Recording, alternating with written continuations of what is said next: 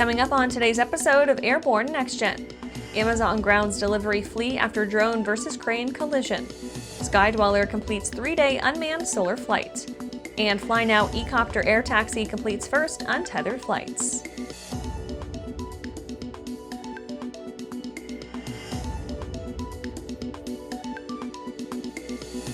And I'm your host, Holland Lee.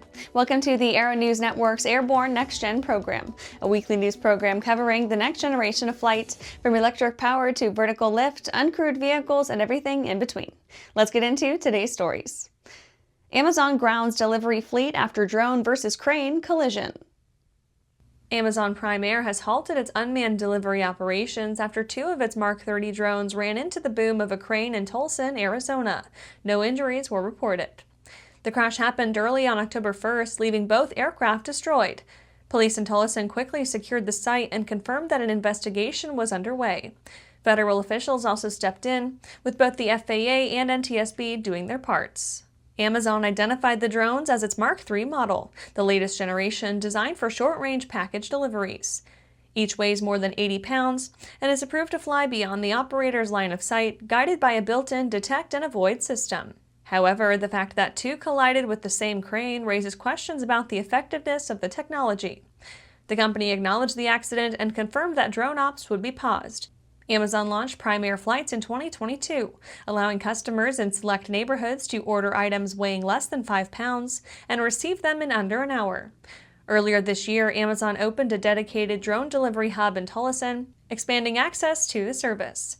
The crash is the most visible setback yet for the program, though it has inevitably faced other regulatory hurdles and scalability issues. After the break, USAF reactivates World War II-era Squadron for drone ops.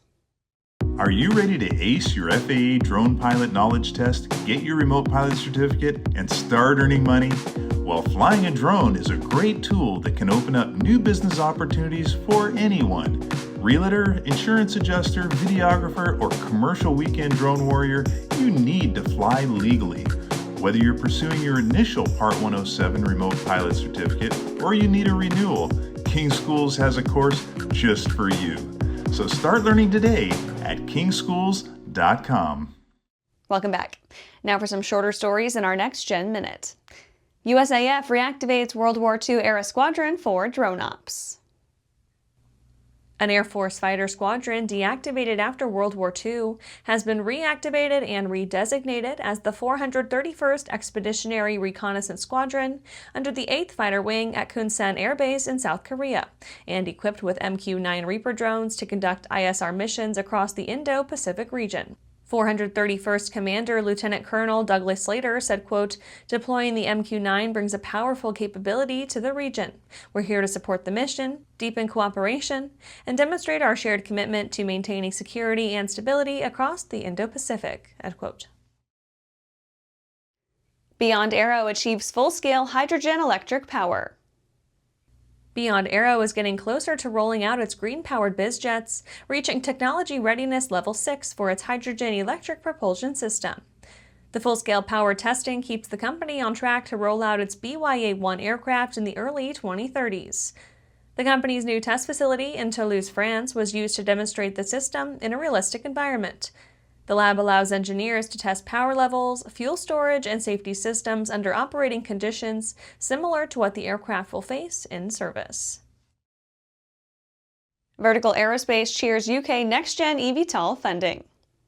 Vertical Aerospace praised the UK's Department of Transportation's announcement of funding for projects focused on next-gen advanced air mobility vehicles and vertical takeoff and landing technology.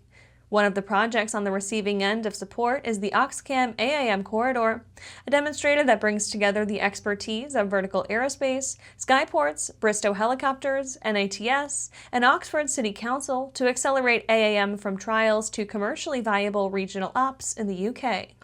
The project will be capped by test flights with Vertical's VX-4 aircraft.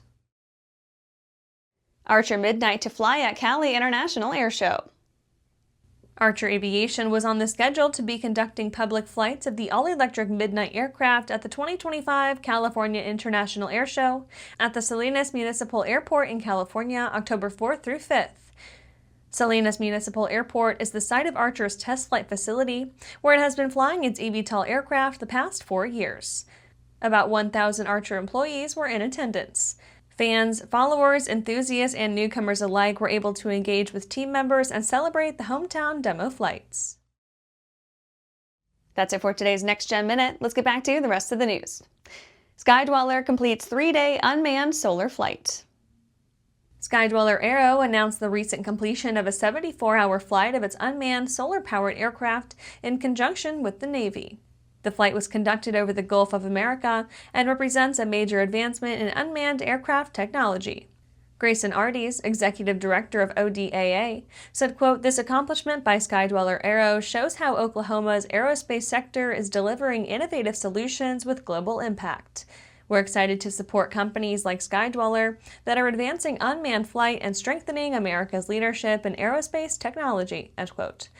The solar electric aircraft's flight demonstrated the potential for long-duration, solar-powered operations for military missions, such as extended ocean patrols, tracking vessel movements, and gathering intelligence without the use of any fuel.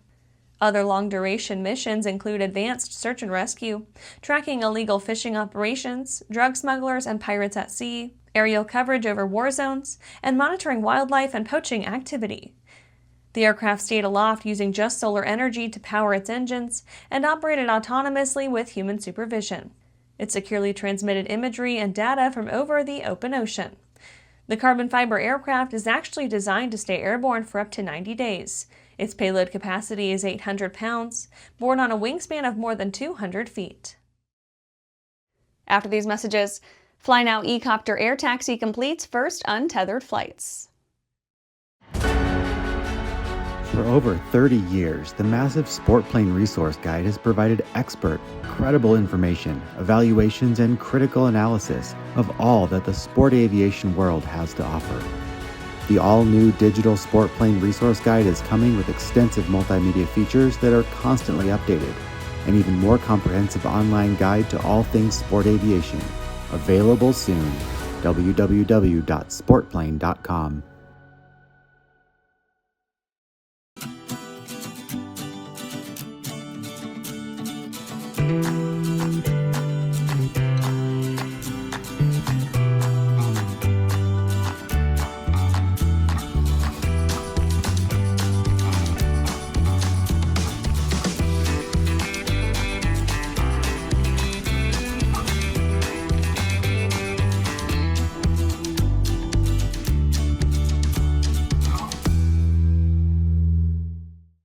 Welcome back.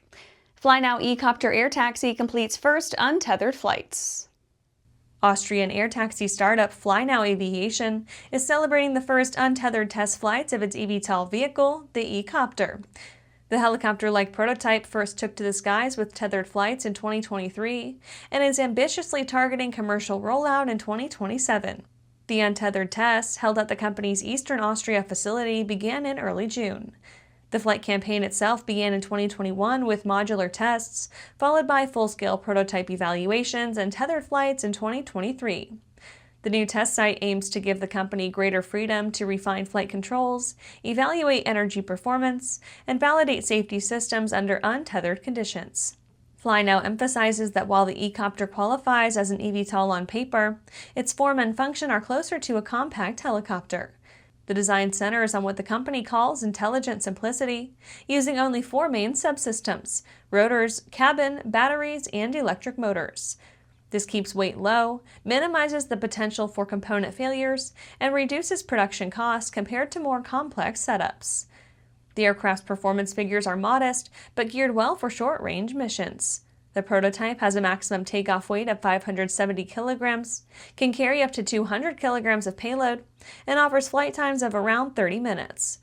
Cruise speed is expected to reach 130 kilometers per hour, with an operational range of roughly 50 kilometers.